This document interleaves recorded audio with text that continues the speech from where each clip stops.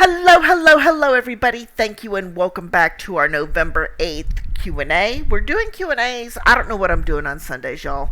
So if I don't have anything, I've got so many questions to kind of go through them all. We may have Q&As twice a week for a while. I'm not sure. We'll see. So Q&As are done when I get comments on videos, emails, Facebook, Instagram, and Twitter. And I don't do much with Instagram, but I do get direct messages about a lot of stuff. So let's kind of hit off, get into these questions, and see what's there. How do you manage your diabetes during work hours? So I prefer the 1099 schedule. My diabetes have been controlled through medication, food choices, and a little exercise, which I need to get back into the exercise because your girl's put on about 10 pounds in the last 3.5 months.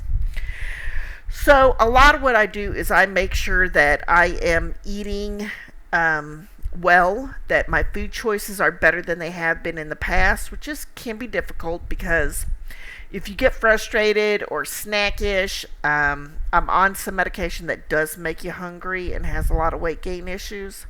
So I just kind of try to do low calorie, high volume food like salads. Salads are great to eat. Chicken breast, tuna fish, graham crackers with a little bit of peanut butter on them. All are really good choices for diabetics. So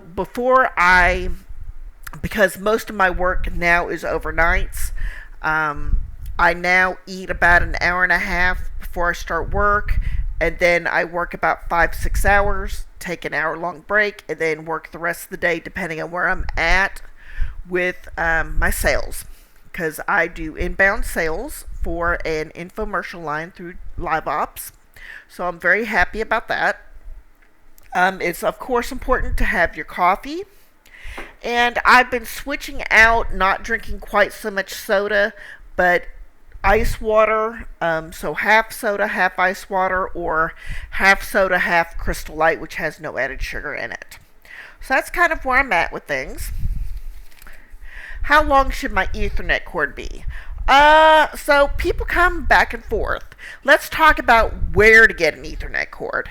So if you need 25 feet or 50 feet, and in some Walmarts 75 feet, they'll have the circular Ethernet cords, the Cat 6, Cat 7, that you can buy for about, I think my last 50-foot Ethernet cord was $20 off them. If you go to Amazon, which I have 2 Amazon Ethernet cords, which are 100 feet, but they're flat, so they can go under doors, go to the side of the stairs. We don't have stairs, but under doors, and really be up against the wall so you're not tripping over them. And those were, don't quote me on it, I think they were about $24 to $29. And they were Cat 6, Cat 7, Cat 8, depending on which category you were getting. I have 3 Ethernet cords now. On this computer that you see, I have a 25-foot Walmart cord. Behind me on the desk, here, you see that white cord over there? Okay, I have 2 of the 100-foot going under the bed around there just in case I ever need it. So that's kind of where I'm at. Now, I do replace my cords every 18 months. So I will hold the 2 white ones back in a little container. I'll put them in a Ziploc gallon storage bag. And if I ever need one or something gets cut, cat chews on it, whatever, I'll have one available until I can buy a new one. Why can't I find third shift work from home positions? Because just like non-phone, those are unicorn positions. So working for Live Ops, they do have, like, one of their retail clients is 6 a.m. Eastern Standard Time to 2 a.m. Eastern Standard Time. So it's almost totally overnight. The infomercial line I work has 24/7 openings. So you're able to do that. Just a little bit here and there. Now, some places, if they are working with crews that are like in the Philippines or in Europe, you may be working overnight to deal with that. But that's really kind of rare. I know that NextRep's Teledoc is overnight as well. They're 24/7, but those overnight shifts go very, very quickly. So, I don't know what Working Solutions, or I don't like Arise. I don't know what Arise does. Omni Interactions, they do have later shifts, but they are not overnight. So that's kind of where everything's at. How can I get work from home experience if I've never worked from home? Use transferable skills. So, what is a transferable skill? For example, our stay at home parents, whether you're a stay at home mom or stay at home dad, you budget, transportation, conflict resolution, scheduling. So, those are all things you do for your family, but it can be transferred over to a work skill. So, everything from managing a household to activities, doctor's appointments, financials. Just really think about how that would be a good thing in a job. So, say you're going to be a customer service representative in a call center. Well, you can handle calls, good schedule adherence, dealing with irate people, de-escalating situations. You do that all for your family, but that is also something you would do as a call center rep. So, just kind of put yourself out there a little bit. You can Google transferable skills, and a lot does pop up for that. I've done a couple of videos on transferable skills, so you can always kind of look at my video list. Okay, next question. How much should I hold back for taxes? So this is going to vary quite a bit. I live in the state of Texas, and there are no state income taxes. So that's different.